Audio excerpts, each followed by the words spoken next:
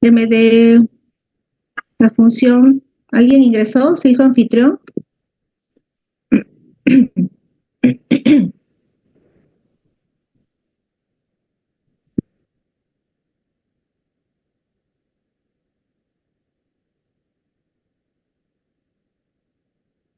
Chicos, ¿alguien se hizo anfitrión?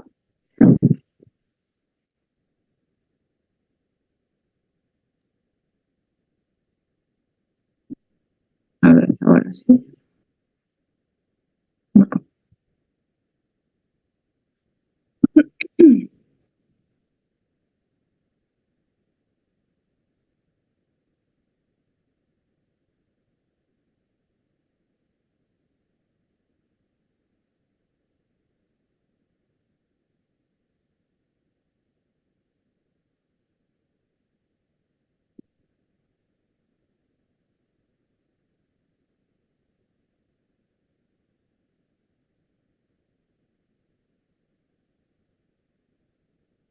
Ustedes son el grupo 1, ¿verdad? Grupo 3, doctora. Grupo 3, ok.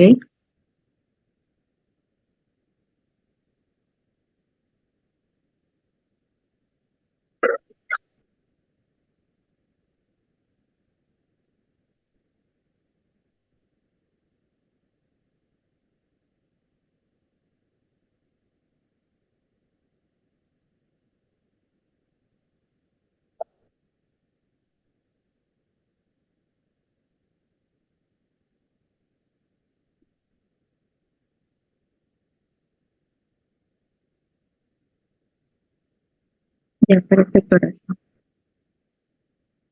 Ya, voy a compartir.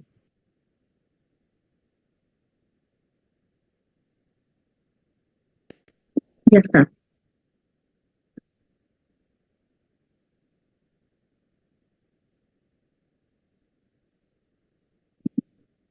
Ok, entonces vamos a ver el desarrollo embrionario del sistema respiratorio.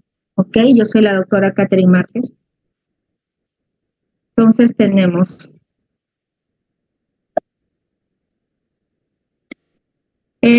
para la formación de lo que es el sistema respiratorio, tiene que ver también con, por la cercanía anatómica, con la formación de la parte del tubo digestivo, ¿no? En este caso sería de lo que es el esófago.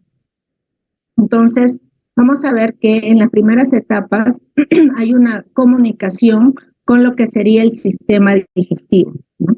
Es esta parte de acá.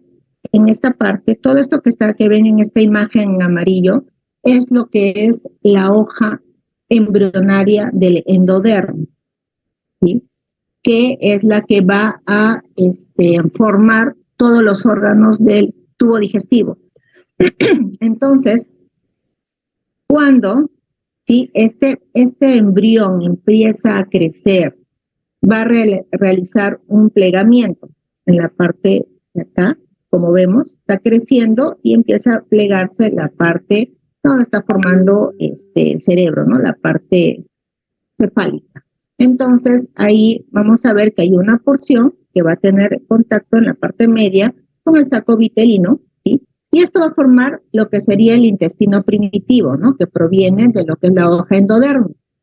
Este intestino primitivo, que se le llama, es lo que va a formar posteriormente todo el, el tubo digestivo, ¿no? Entonces tenemos ahí un intestino faríngeo, que es algunos autores, que es la primera parte, ¿sí? Porque están los nombres denominados por el lugar en donde se están ubicando anatómicamente, ¿no? Entonces tendríamos el intestino faríngeo, el intestino anterior, después el intestino medio y ya después el intestino posterior.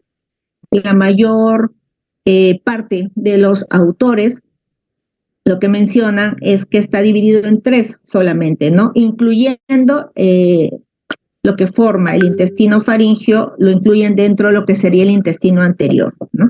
Yo les he colocado lo que otros autores mencionan como que está dividido el intestino primitivo en 4 partes, ¿ok?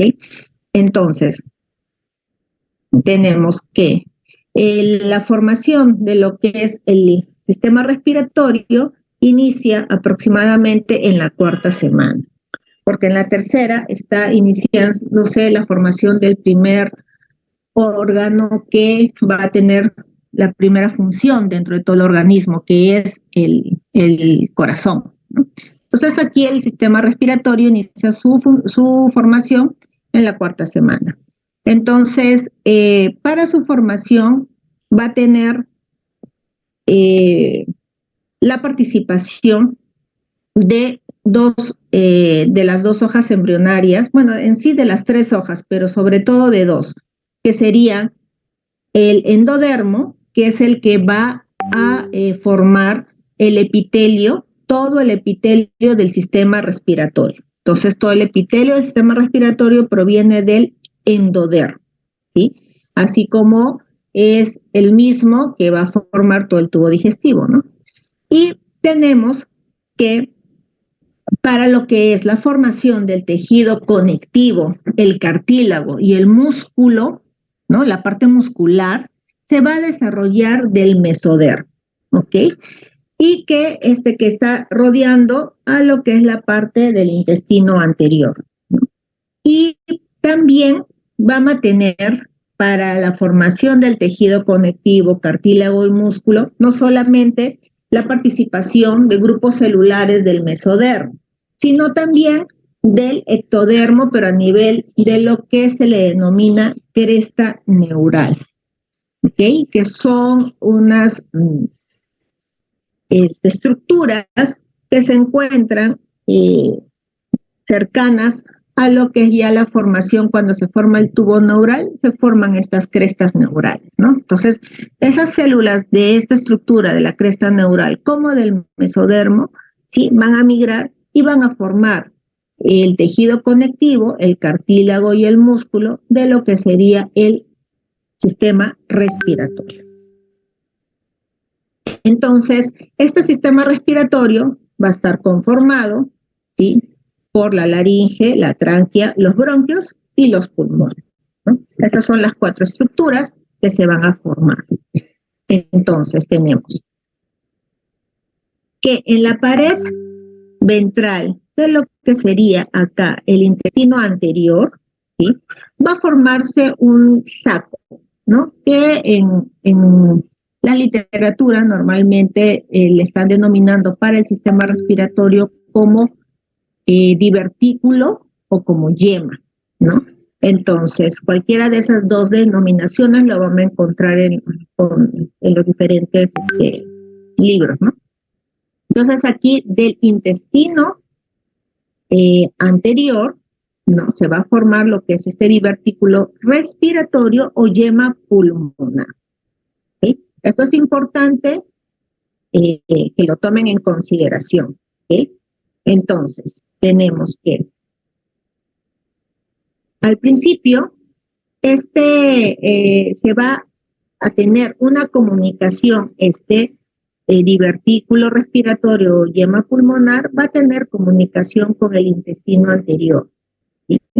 Y el divertículo va a empezar a expandirse y va a formar 2 crestas, ¿no? Va a ir creciendo de manera hacia abajo, hacia la parte distal, se va a ir elongando y va a formar crestas, a las cuales se les va a denominar crestas tráqueo-esofágicas, ¿ok? Y estas crestas van a empezar a hacer la separación de esta estructura, que es el divertículo respiratorio, con lo que sería el intestino anterior, ¿no?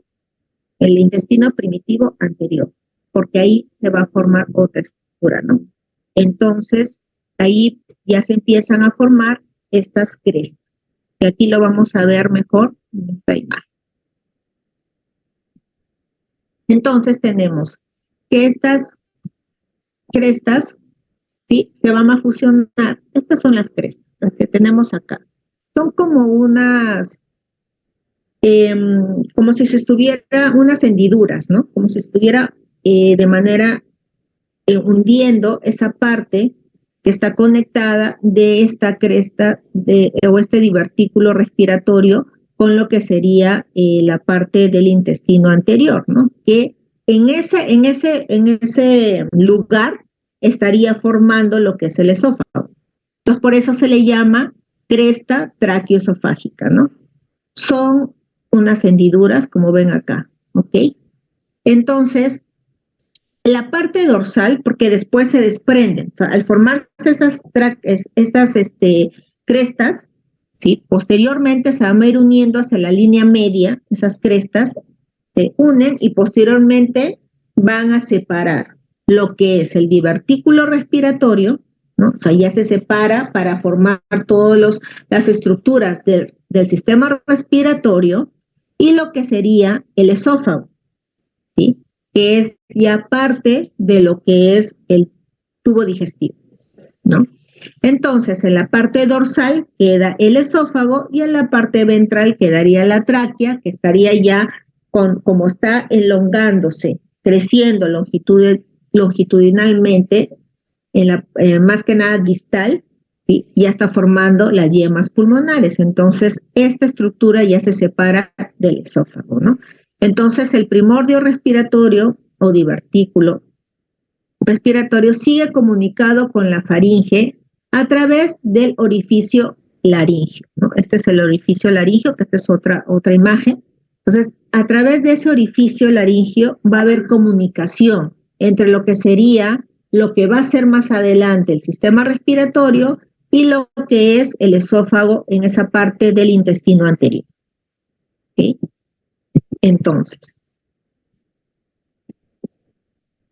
para formarse lo que sería la laringe, ¿sí? Que es la primera estructura de lo que sería el sistema respiratorio, ¿no? Entonces tenemos, como ya lo habíamos mencionado de manera general, el epitelio va a estar formado por las células que provienen del endodermo, ¿sí?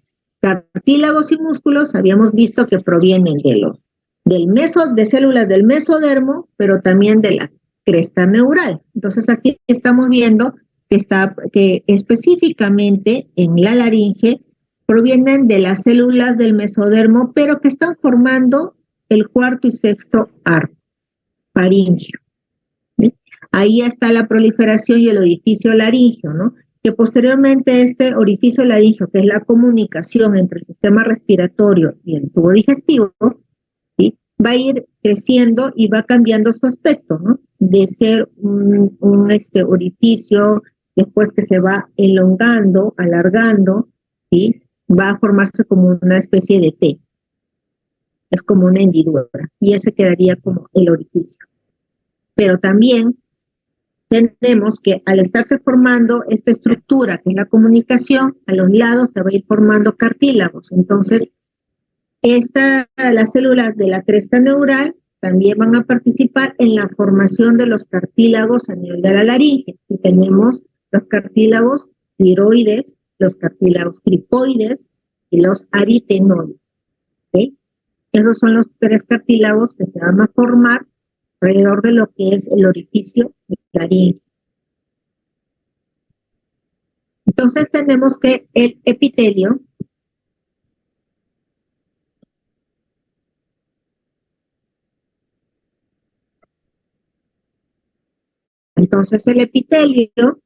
de lo que es la laringe va a proliferar, va a ir creciendo, se va a ir diferenciando las células, y ese epitelio laringio, como es un tubo, ¿sí? Siempre cuando las estructuras son cilíndricas, son tubos, normalmente lo que tiene que pasar es que va a proliferar, va a cerrarse ese tubo y después de manera fisiológica tiene que volver a abrirse, ¿no? Es una recanalización, es lo que se le llama.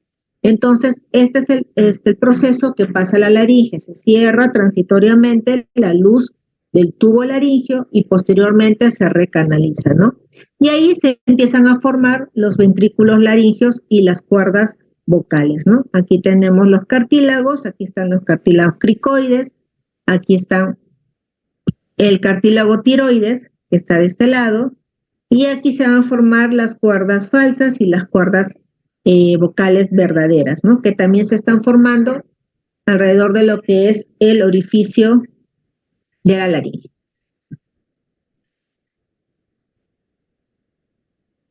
Entonces, ya formado lo que es la laringe, se van a formar lo que es la tráquea y lo que son los bronquios y los pulmones.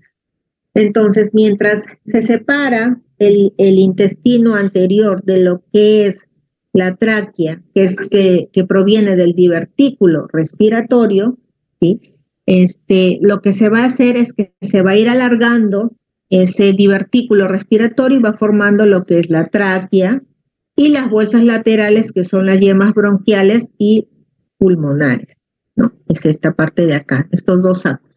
Van alargándose y después se van a subdividir para ir formando lo que serían los bronquios y los pulmones.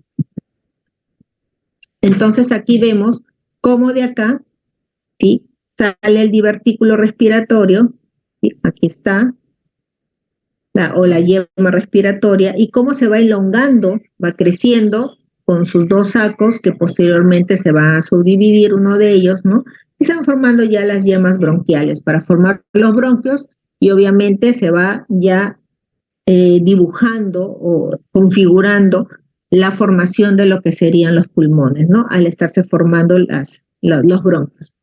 En otra imagen podemos ver cómo estaban unidos, cómo aquí está el pliegue tráqueo-esofágico, ¿sí? Como después este pliegue se une y hace que posteriormente se separe, quedando en la parte posterior el esófago y en la parte anterior la parte de el tubo laringotraqueal, ¿no? Entonces, la formación propiamente de la tráquea, el epitelio proviene de células del endodermo y el cartílago, tejido conectivo y muscular, pues del mesodermo. Entonces aquí estamos viendo cómo está el mesodermo esplácnico rodeando a lo que sería el endodermo, ¿no? Que es lo que se está formando. Y aquí vemos cómo la luz de la tráquea, cómo va creciendo y va rodeándose ya de lo que sería el epitelio, el cartílago, el tejido conectivo, todo lo que se va formando de alrededor, ¿no?, de lo que sería la propia luz de la tráquea. Entonces, tenemos que ya formándose lo que sería la tráquea, ¿sí?, al mismo tiempo también ya estaban formándose lo que son los dos sacos, ¿no?, que son los bronquios, ¿sí? Y en este caso también iban a diferenciándose las células para esta parte, ¿no? Ya habíamos hablado que iniciaba la formación de la laringe a partir de la 4ª semana, pero ya tenemos que a partir de lo que es la 5ª semana ya se ha formado lo que es la laringe, la tráquea, aunque obviamente se está formando y poco a poco se van diferenciando y adquiriendo funcionalidad, ¿no? Entonces ahorita a la 5ª semana se empieza a formar lo que son los bronquios, ¿no?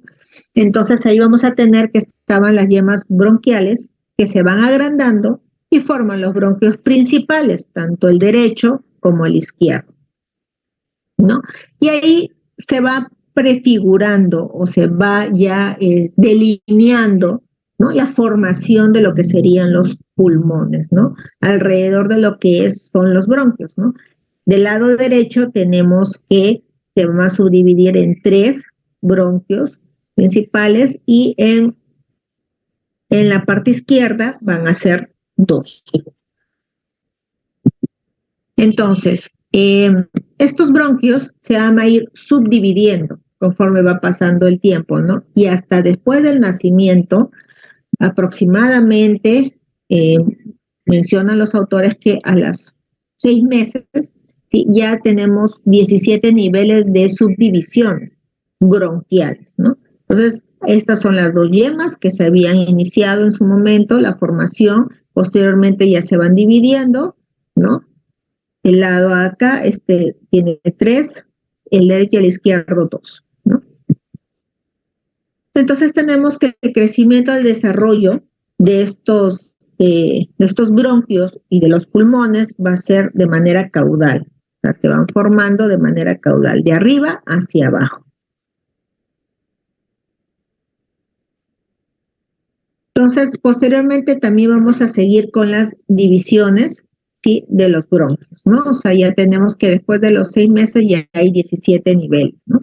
Entonces, ya que se están formando los bronquios, a la par se están formando también lo que son los pulmones dentro de una cavidad, ¿no? Ya se va formando también la cavidad pleural.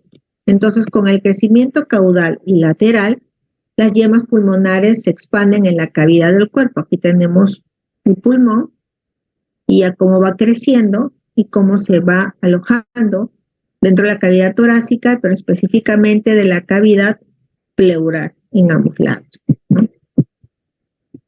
Entonces tenemos que el mesodermo que cubre la parte interna del pulmón va a formar lo que es la pleura visceral y la parte externa es la pleura parietal, ¿no? En esta imagen podemos ver que el que está alrededor de los bronquios, ¿no?, tenemos la pleura visceral y esta parte de acá sería la pleura parietal, ¿no? El que está más interno es la visceral y la más externa es la parietal.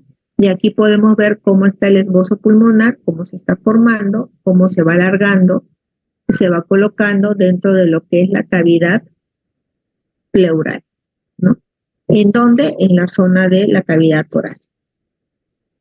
Entonces, ya que se ha formado la laringe, la tráquea, los bronquios, los pulmones que se están formando, a su vez que anatómicamente se están formando, también empiezan ya las células a irse diferenciando para adquirir funcionalidad, ¿no? Entonces, ¿qué es lo que tenemos que hacer? Es que posteriormente a esta formación anatómica también se empieza a dar la maduración como tal de los pulmones. Entonces, tenemos que en un inicio se están formando primero, tenemos los bronquios principales. Después tenemos los bronquios secundarios. Posteriormente vamos a tener los bronquiolos terminales, ¿sí? De los bronquiolos terminales vamos a tener los bronquiolos respiratorios. Y cada uno de los bronquiolos respiratorios va a tener de 3 a 6 conductos alveolares. Conductos alveolares. Y cada uno de estos conductos alveolares va a terminar en un saco terminal que se le denomina alveolo.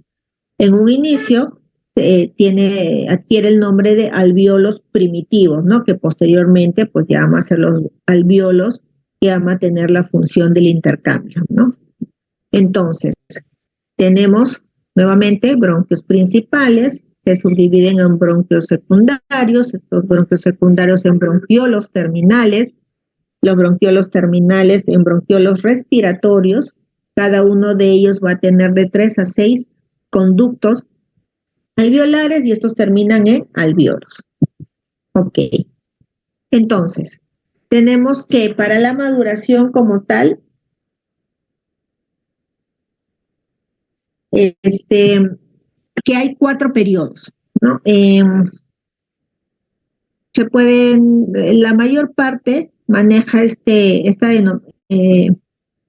denominación para esos 4 periodos, ¿no? El primer periodo sería el periodo pseudoglandular, que va de aproximadamente de la 6ª a la 16ª semana, ¿no? Aquí todos los elementos del pulmón ya se han desarrollado, excepto aquellos elementos involucrados en el intercambio gaseoso, que quiere decir que son los bronquiolos terminales, los conductos alveolares y los alveolos, ¿no? Que todavía no se han desarrollado para esta etapa o este periodo, ¿sí? Entonces, cuando hay un nacimiento, ¿no?, en este periodo, ¿sí?, obviamente, pues los fetos no van a poder sobrevivir. ¿Por qué? Porque todavía no se han formado las estructuras que tienen que ver con el intercambio gaseoso, en este caso para el intercambio con el oxígeno, ¿no? El ingreso de oxígeno. Entonces, no se puede sobrevivir en esta etapa. En la segunda etapa o el segundo periodo es el periodo canalicular. y este va de la 16ª semana aproximadamente a la 26ª semana, ¿no? Aquí lo que podemos ver es que empiezan a madurar más rápido los segmentos cefálicos que los caudales. Claro, porque lo que está arriba, o sea, lo cefálico, que es lo primero que se está formando anatómicamente, ¿sí? Es que posteriormente sigue avanzando la formación anatómica hasta llegar a la caudal. Entonces, en ese periodo de tiempo ya estamos viendo que la parte cefálica, ya que ya se formó, ya entonces empieza a adquirir, obviamente, a madurar, ¿no? Y a adquirir su funcionalidad, ¿no? Por eso mencionan que la parte cefálica madura más rápido que la caudal, pues obviamente, ¿no? Porque ya está formada anatómicamente. Entonces, aquí vamos a tener que los bronquios y los bronquiolos tienen una luz más amplia. ¿Por qué? Porque ya pasaron el proceso de la estenosis y otra vez la reapertura, la recanalización, ¿no? Entonces, aquí tenemos que ya hay tejido vascular alrededor de estas estructuras y que los bronquiolos respiratorios que tienen los conductos alveolares ya se han desarrollado en esta etapa. O sea, ya se han desarrollado hasta los conductos alveolares, ¿no? Pero si hay algunos conductos alveolares, entonces quiere decir que hay algunos, pocos, sacos terminales que se están desarrollando, ¿no? Entonces, mientras más cercano está a la 26ª semana, por no decir que la 26ª semana, podría ser que pueda haber respiración, ¿no? O sea, que pueda sobrevivir, pero el feto, ¿no? Pero sí, para ese entonces, pues ya debe de estar habiendo alguna sintomatología, alguna situación, ¿no? De que a la paciente ya se le haya indicado que tiene que guardar reposo, ¿no? Porque tiene riesgo a lo mejor a un parto prematuro. Entonces, cuando hay esas indicaciones, pues quiere decir que si ya se sabe que puede haber esta situación, entonces ya deben de estarle, pues de alguna manera, dando un tratamiento para ayudar a la maduración de esos pulmones, ¿no? Entonces, la respiración puede ser es posible, pero al final de este estadio, ¿no? O sea, el nacimiento con dificultad respiratoria por la deficiencia del surfactante, porque todavía no se ha producido, ¿no? O sea, no hay una producción del surfactante porque pues apenas hay algunos sacos alveolares que se han formado. Después de este periodo, tenemos el periodo del saco terminal. En algunos autores lo mencionan que es de la 26ª semana al nacimiento, a veces es un poco antes este periodo, pero aquí podemos observar que ya se han formado varios sacos terminales. O sea, ya hay mucha más cantidad de sacos terminales que ya se han formado. El epitelio de este saco ya se ha adelgazado, ¿sí? Para que entonces haya una drenaje, ¿no? Y ya con lo que serían los capilares, ¿no? Ya pueden drenar los capilares, ¿no? En los alveolos. Las células alveolares ya se empiezan a formar. Estas células alveolares de tipo 1 se empiezan a desarrollar, ¿no? Entonces ya al formarse los alveolos, pues obviamente se empiezan a formar y diferenciar las células alveolares, ¿no? Y ya podemos ver que hay una red capilar, ¿no? Y esta red capilar va a formar lo que sería la barrera alveolo capilar, ¿no? Que va a ser sangre-aire, ¿no? O sea, para posteriormente permitir lo que es la respiración. En la 26ª semana que habíamos dicho, ya probablemente hay células alveolares tipo 2 que comienzan a producirse porque hay algunos sacos alveolares, o sea, alveolos, que se han formado, ¿no? Entonces, el feto necesita por lo menos aproximadamente 1 kilo para estar entre la 26ª semana a la 28ª semana y que haya suficiente producción de surfactante para que pueda permitir la vida, ¿no? La respiración, ¿no? Entonces tenemos que aquí tenemos que en la 26ª semana ya se producen células, ¿no? En este caso, neumocito tipo 2 y cuerpos lamelares, y la composición de lo que ya se estaría formando, que es el surfactante pulmonar, que es el que permite la respiración, ¿no? El intercambio. Entonces, que en su mayor porcentaje, este surfactante está formado por fosfolípidos. Y el último periodo de esta maduración pulmonar tenemos que es el periodo alveolar tardío. Como les mencionaba en el anterior periodo, estábamos hablando que iba de la 26ª semana hasta el nacimiento, pero hay otros autores que mencionan que aquí en este periodo alveolar tardío, ¿sí?, lo toman desde la semana 32 hasta los 8 años, ¿no? Posterior al nacimiento. Entonces, en todo este periodo, ¿sí?, de este periodo alveolar tardío, sí vamos a tener que ya se han formado, o sea, ya han madurado todos los bronquiolos respiratorios y se han formado los sacos terminales porque ya se tienen los conductos alveolares, se forman los alveolos, o sea, ya todo se ha formado de todo lo que es la parte bronquial, ¿no? Hasta formar lo que son los alveolos. Y desde el 3º al 4º año de vida se va a seguir desarrollándose alveolos, ¿no? Entonces tenemos que al nacimiento los pulmones van a estar llenos de líquido, ¿no? El líquido amniótico es reemplazado entonces progresivamente por el aire. Entonces el líquido en el momento del nacimiento tiene que ser eliminado, y eso es a través de ¿qué? Uno, de la comprensión del tórax. Entonces se va a dar el proceso de la respiración cuando al paso del canal del parto hay una compresión del tórax, ¿no? Esa es una forma de eliminar una parte de este líquido, ¿no? Que eso es durante el parto. La otra es que cuando ya nace, ¿no? Se tiene que aspirar. Entonces hay unos aspiradores especiales, ¿no?, que se colocan dentro de las fosas nasales y se aspira para permitir el paso del aire, ¿no? Se aspira tanto en las fosas nasales, en ambas fosas, como también por la cavidad oral. Entonces ahí hay otra manera de eliminar el líquido amniótico que tiene, ¿no?, al momento de nacer. Después se va a eliminar a través de los capilares pulmonares porque ya ha madurado todos los bronquiolos, ¿no? Todo lo que son los conductos, los sacos, el mismo alveolo como tal.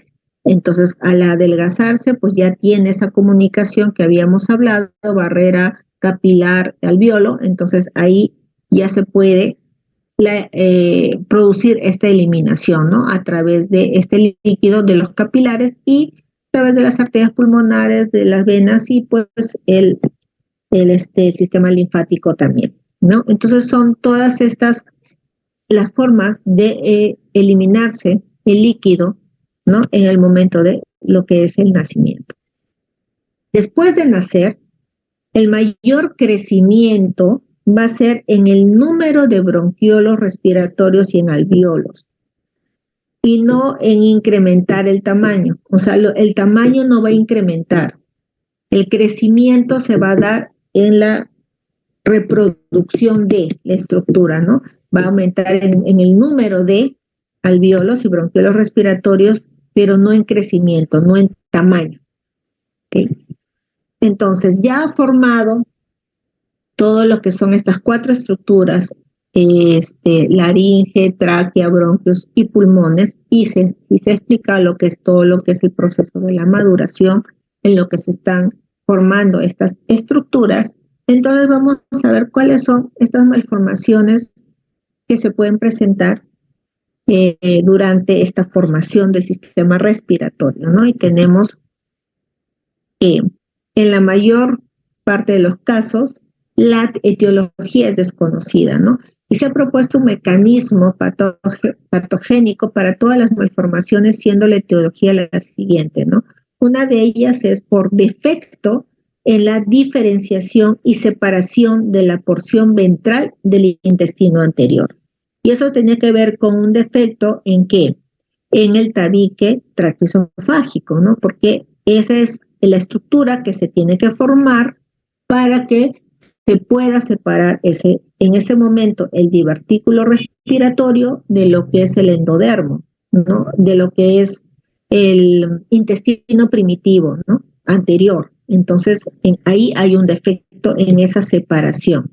Entonces, vamos a tener la malformación más común del sistema respiratorio es ahí, en que no va a haber esa separación. Entonces, una de esas es la atresia esofágica, ¿no? Esta atresia esofágica, esa es la malformación más común, pero se puede presentar de 4 maneras, esta atresia esofágica que es con o sin fístula tráqueo-esofágica, ¿no? ¿Y por qué en las malformaciones congénitas respiratorias tenemos que hablar de una atresia esofágica, ¿no? Porque ese es del tubo digestivo. ¿Por qué? Porque en el momento de que se están formando, pues tienen esa comunicación, ¿no? Entonces, tenemos que esta alteración es en la separación del esófago y la tráquea, ¿no? Y normalmente se presentan en un 90% de este tipo de malformación. Sí, y se da en 1 por cada 3.000 nacimientos. El 90% de los casos se da que la porción superior del esófago termina en una bolsa ciega y el segmento inferior en una fístula. Entonces, esta imagen A estamos viendo en esta lámina que se está presentando, en la A, esa es la más común, ¿no? Entonces, aquí tenemos que hay una atresia esofágica. ¿Qué quiere decir atresia? Que está cerrado completamente, ¿no? ¿Por qué? Porque está formando un saco ciego, que le llaman, ¿no? O sea, no hay comunicación, no es un tubo, se cerró. Entonces, esta es la atresia esofágica, pero que está con fístula tráqueo-esofágica, porque la fístula va hacia lo que sería la tráquea. ¿Ok? Esta es la forma más común de esta malformación. Entonces, la otra forma de que se puede presentar esta atresia esofágica es atresia esofágica sin fístula tráqueo-esofágica. ¿Por qué? Porque entonces tenemos que esta atresia va a terminar en 2 sacos, una en la parte superior y otra en la parte inferior. Otra de las formas es esta, que es una atresia esofágica con fístula tráqueo-esofágica, pero en este caso es una fístula común, ¿no? O sea, de todo lo que es el esófago, no tenemos como tal una atresia al 100%, ¿no? Pero sí porque llega a tener esa comunicación completa, ¿no? Hay una fístula completa del esófago hacia lo que es la tráquea. En la otra forma en la que se va a presentar en esta, que es la D, es que va a haber al revés que es la más común, ¿no? Más bien la parte inferior es la atresia esofágica, se presenta en la parte inferior porque termina en un saco ciego, y la parte superior y va a estar la comunicación con la tráquea, o sea, va a estar la fístula. Y la otra presentación es que haya una atresia, pero con comunicación, o sea, casi no hay atresia, sino más bien es una comunicación aquí de ambas partes de lo que es el esófago con lo que sería la tráquea. Entonces estamos viendo que hay dos fístulas, ¿no? Y aquí no hay atresia, ¿no? Sino más bien hay fístula tráqueo-esofágica, doble. Y aquí es solamente la fístula tráqueo-esofágica única, ¿no? Eso es la malformación más común. Otra de las malformaciones es las anomalías del crecimiento pulmonar. Y aquí tenemos la genesia, ¿no? La aplasia y lo que sería la hipoplasia pulmonar, ¿no? Entonces, estas lesiones de predominio vascular se producen por falla en el desarrollo pulmonar, Entonces vamos a tener estas tres lesiones, ¿no? Que sería la agenesia, que es ausencia total de lo que es el bronquio y el pulmón. O sea, debido a la falta del desarrollo de las yemas bronquiales. Cuando se forma el divertículo respiratorio, se va elongando, va creciendo, pues primero forma una elongación, un tubo, que posteriormente va a ser la tráquea y después dos sacos, ¿no? En este caso no se desarrollan esas yemas o sacos, ¿no? Bronquiales. Entonces, obviamente que es incompatible con la vida, porque si no se forman las yemas bronquiales, no se va a formar el sistema respiratorio, no hay bronquios, no hay pulmones, ¿no? La siguiente es la aplasia. Esta es otra lesión y ahí es cuando hay presencia de un bronquio rudimentario y que termina en un fondo de saco. Entonces, y con ausencia del tejido pulmonar y de la arteria pulmonar, ¿no? Entonces, aparece, pero es muy rudimentario, que probablemente no alcanza a tener funcionalidad, ¿no? Y la hipoplasia, que sí, hay una presencia de la formación bronquial y arterial, pero no crecen, acuérdense que no crecen mucho en tamaño, ¿no? Al final no hay un crecimiento en tamaño, sino más bien en el número de lo que se van a ir formando, ¿no? Se van subdividiendo todo lo que es el árbol bronquial.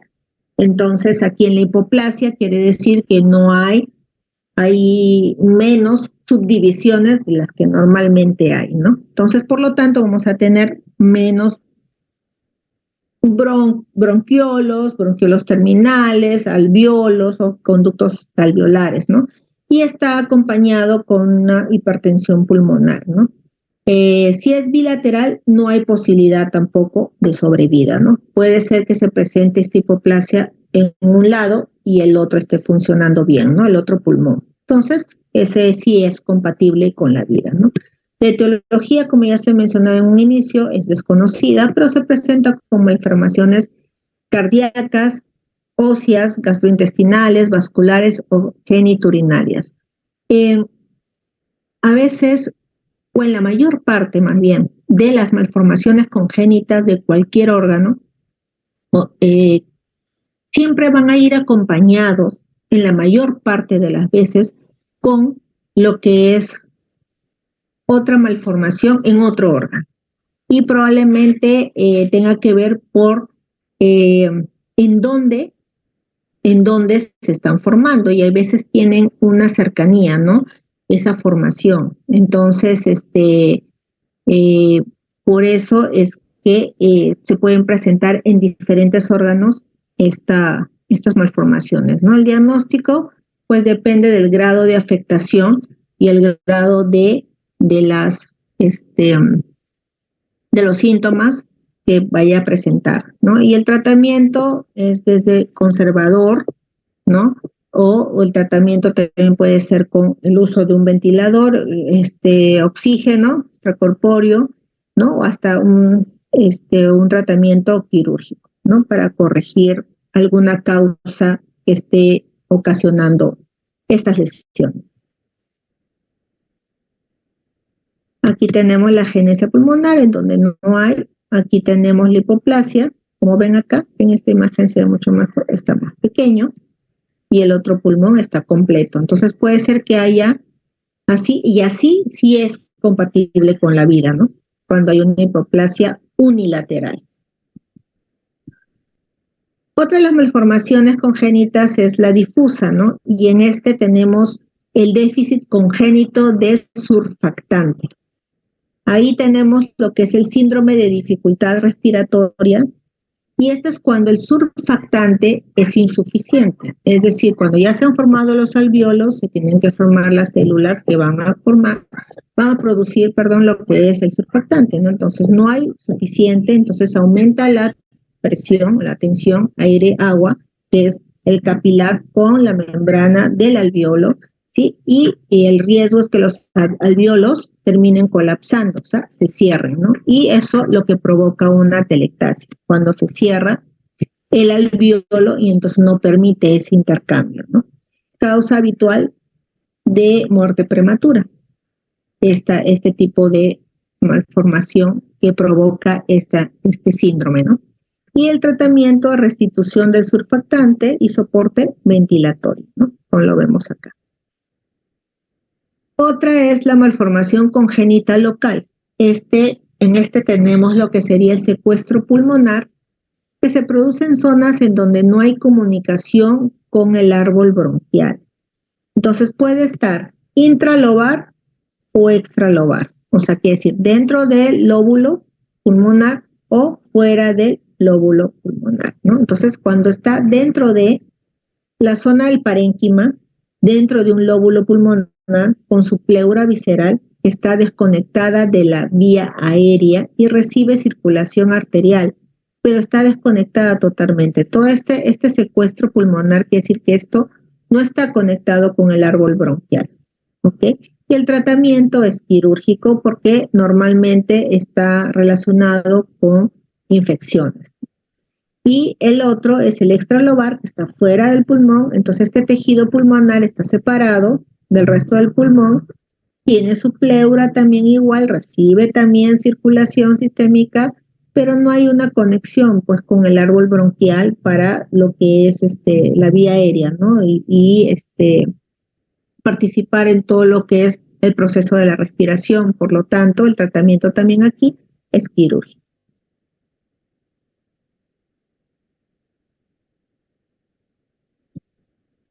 Entonces tenemos otra que es la atresia laringea parcial o completa, ¿no? En la formación de la laringe, como todo tubo que se va a formar, tiene primero que cerrarse y después volverse a recanalizar. Normalmente a veces se cierra y ya no se vuelve a abrir. Entonces, como acá en esta imagen, está totalmente cerrado, ¿no? Entonces no permite el ingreso del aire. Entonces, y aquí podemos ver que es una membrana que está parcialmente, ¿no? Y aquí permite, de todas maneras, el ingreso del aire, pero en una manera parcial, ¿no? Entonces, falta de recanalización cuando es una atresia completa, ¿no? Hay una obstrucción de la vía respiratoria, los pulmones se dilatan y están llenos de líquido, y el diafragma aplanado e invertido, ¿no? Y el tratamiento es la dilatación endoscópica y la recanalización. Aquí sería la dilatación y en este caso acá la recanalización, o sea, la apertura de lo que es la laringe. También tenemos otras malformaciones que son lóbulos pulmonares ectópicos y parten de la tráquea o el esófago, ¿no? Se forman por yemas respiratorias adicionales. Esto quiere decir que cuando se están formando lo que es el divertículo respiratorio, que está pegado porque proviene de lo que es el intestino primitivo anterior, ¿sí? A veces hay un grupo celular que se desprende, pero que es lo que estaría formando también, ¿no? O formaría parte de lo que sería ese divertículo respiratorio, pero queda a un lado, ¿no? Entonces eso se le llaman lóbulos ectópicos, ¿no? Pulmonares. El tratamiento es quirúrgico, ¿no? Y los otros es quistes pulmonares congénitos que por dilatación de los bronquios terminales, ¿no? Pequeños o múltiples, ¿no? Y producen infecciones crónicas, ¿no? Entonces aquí el tratamiento es la resección quirúrgica de estos bronquios terminales, ¿no? Que están dilatados, ¿no? Para evitar las infecciones continuas, ¿no? Y eso sería todo con respecto a la clase. Chicos, voy a dejar el PPT en el Canvas para que ustedes lo puedan revisar.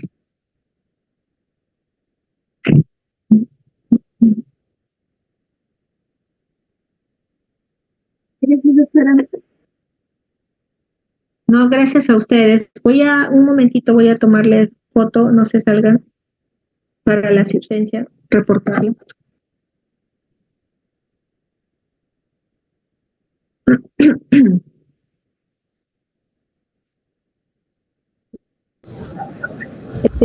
Doctora, Sí, bien. una consulta, es que acá con mi internet, entonces estoy tomando la clase con una compañera, entonces estoy tomando clases Escríbeme, por sola. favor, escríbeme. ¿Me has escrito en el chat? A ver, en el chat.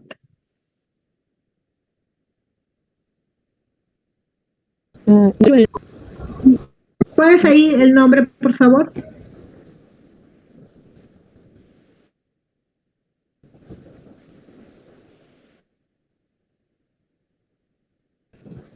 Sí, así es.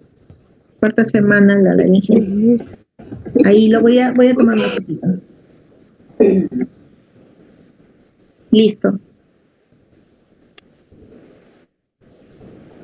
A ver aquí. Un ratito que se movió Alicia. Aquí. Alicia Paricagua y Cintia Pérez. Soy Karen Chapoñán también. Presente mi Cintia Pérez. Listo. Ok. Perfecto. Entonces ahí les voy a subir ahorita mismo el PPT. ¿Ok? Que estén bien.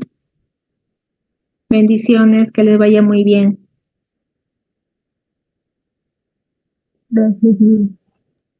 Gracias, doctora. Hasta luego. Estén bien, chicos. Bendiciones.